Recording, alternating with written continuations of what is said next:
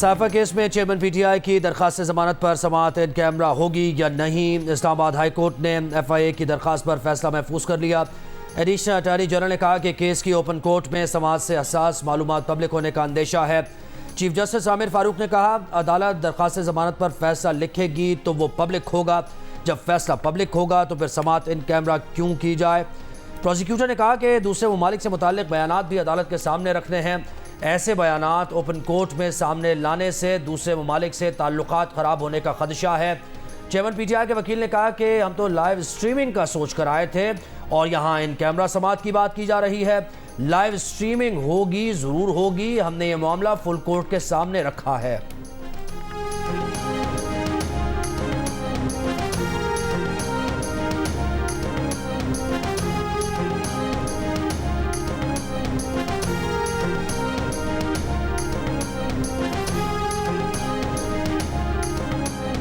Cipher case में गिरफ्तार chairman Tehreek Insaf और शाह महमूद कुरैशी को अदालत में पेश किया जाए।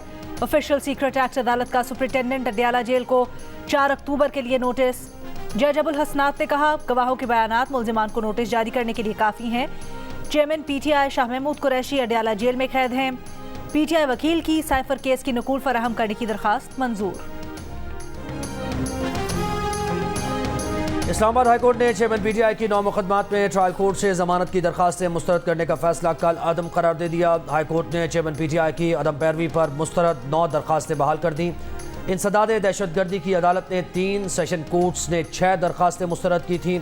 फैसले में करार दिया गया कि तमाम दरखास्तें मुतल्लिका ट्रायल कोर्ट्स में बहाल तसव्वुर होंगी। सिंध भर में 50,000 मफरूर मुल्जिमान के शनाख्ती कार्ड, बैंक अकाउंट्स और पासपोर्ट ब्लॉक कर दिए जाए, गिरफ्तार किया जाए। सिंध हाई कोर्ट का आईजी सिंध को हुक्म। सानेहा बल्दिया फैक्ट्री केस में कहा, इस वक्त सिंध में कोई सियासी हुकूमत नहीं, मुल्जिमान की गिरफ्तारी पर कोई MNA MPA मुदाखलत नहीं करेगा। सिर्फ लाड़काना डिवीजन में 23,000 मफरूर मुल्जिमान हैं। DIG लाड़काना क्या कर रहे हैं? IG सिंध ने कहा, 40 दिन पहले चार्ज लिया है। DIG लाड़काना को भी हाल ही में तैनात किया गया है। अदालत ने कहा, मफरूर मुल्जिमान को गिरफ्तार करना आपकी जिम्मेदारी है, हम किसी और IG का इंतजार नहीं करेंगे। मजीद समाअत 23 अक्टूबर तक मुलतवी।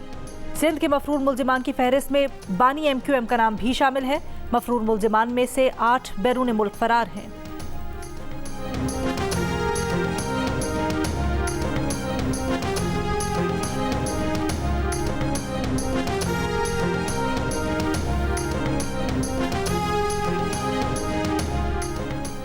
कराची में मैट्रिक इम्तिहानात के नताइज में बेकायदगियों का इंकशाफ। तलबा को न सिर्फ पास किया गया बल्कि मनपसंद नंबर्स भी दिए गए। कई हज़ार उम्मीदवारों को गोल्डन नंबर्स दिए गए। दस्तावेज़ात के मुताबिक मुबैना तौर पर 400 से ज़ायद तालिब इल्मों को 999 और 885 तलबा को 888 नंबर्स दिए गए। मैट्रिक बोर्ड इंतज़ामिया का नताइज तब्दील करने वालों के खिलाफ तहकीकात का फैसला। नाज़िम इम्तिहानात मैट्रिक बोर्ड इमरान भट्ट का कहना है कि मामले की गहराई तक जाएंगे, मुलव्वस अफराद के खिलाफ कार्रवाई की जाएगी। तहकीकात की रिपोर्ट आला हुकाम को पेश की जाएगी।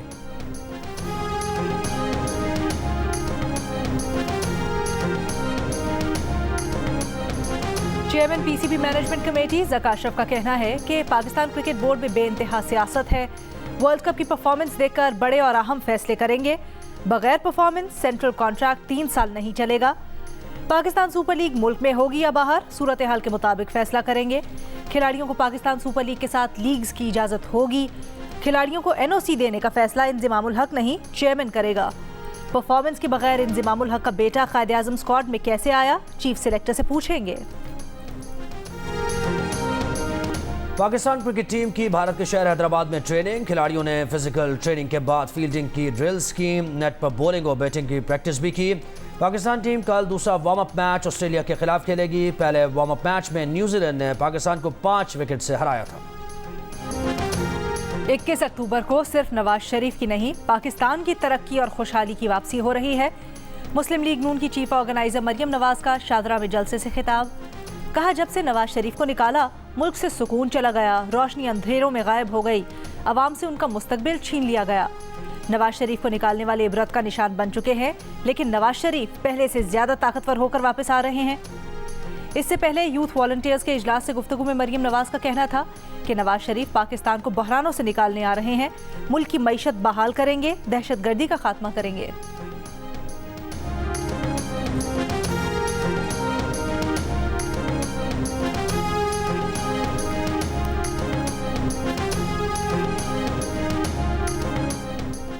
मरियम के अब्बा का इस्तकबाल लाहौर में जेल के कैदी करेंगे। मरियम के अब्बा फूलों के हारों के बजाय हथकड़ियाँ पहनेंगे। मरियम नवाज के शादरा जलसे पर रहनुमा PTI बैरिस्टर सैफ का रद्द-ए-अमल का शेखुपुरा के फ्लॉप शो ने नवाज शरीफ की मकबूलियत का पोल खोल दिया। मरियम बीबी आइंदा तंग गलियों में ही जलसियाँ किया करें। नवाज शरीफ पाकिस्तान में इनकलाब के खोखले दावे करने आ रहे हैं। मियाँ साहब लंदन से अवाम की लूटी हुई दौलत लेते आएँ। इक़्तिदार की खातिर मरियम के अब्बा हर रोज़ अपना बयानिया बदल रहे हैं।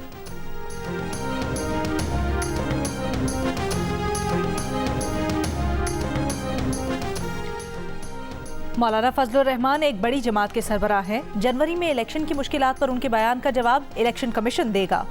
निगरां वज़ीर इत्तलात मुर्तज़ा सोलंकी ने कहा, इलेक्शन पर वो वही कुछ देख रहे हैं जो इलेक्शन कमीशन देख रहा है। माजी में कई बार जनवरी में इलेक्शन हो चुके हैं। गुज़श्ता रोज़ मौलाना फजलुर रहमान ने कहा था कि जनवरी में खैबर पख्तूनख्वा और बलोचिस्तान के बालाई इलाकों में बर्फबारी और शदीद सर्दी होती है। अमन व अमान की सूरत हाल भी ख़राब है। उम्मीदवारों के लिए इंतखाबी मुहिम चलाना नामुमकिन होगा।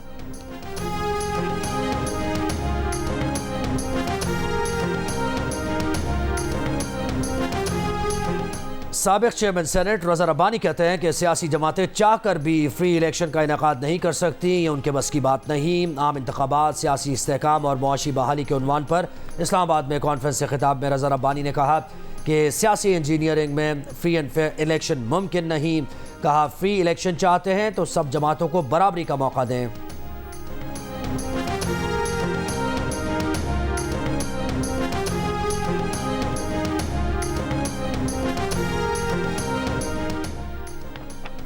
मुल्क को माशी गर्दाब से निकालने का मिशन। हुकूमत ने अखराजात में 14 खरब कटौती का प्लान तैयार कर लिया। तनख्वाहें, पेंशन, अलाउंसेज मुंजमद। अफसरान का स्टाफ तनासुब कम किया जाएगा। काबीना कमेटी बराए इक्तसादी बहाली ने रोड मैप पेश कर दिया। नुमाइंदा जंग और द न्यूज़ मेहताब हैदर की रिपोर्ट के मुताबिक अखराजात में कमी के लिए गैर हदफशुदा सब्सिडीज़ और ग्रांट्स पर नज़रसानी मनसूबा भी तैयार किया गया है। PSDP और ADPs में तख्सीफ की तजावीज़ पर गौर किया जाएगा। नई स्कीमें रोकी जाएंगी। सप्लीमेंट्री ग्रांट्स की इजाज़त नहीं होगी। काबिल अमल पब्लिक प्राइवेट पार्टनरशिप मंसूबों पर तवज्जो मरकूज होगी। IMF की शराइत पर कायम रहने के लिए रवां माली साल किसी किस्म की सप्लीमेंट्री ग्रांट्स की इजाज़त नहीं होगी। IMF ने $3 अरब की स्टैंड बाय अरेंजमेंट प्रोग्राम के तहत सप्लीमेंट्री ग्रांट्स पर पाबंदी लगाई थी।